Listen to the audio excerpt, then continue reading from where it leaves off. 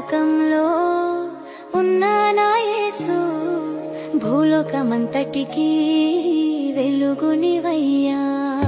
పరలోకంలో ఉన్న నా యేసు భూలోకమంతటికి వెలుగునివయ్యా. స్తుతి పాటలే నేను పాడాలి, యేసు ఒడిలో సాగిపోవాలి. స్తుతి పాటలే నేను పాడాలి, యేసు ఒడిలో సాగిపోవాలి.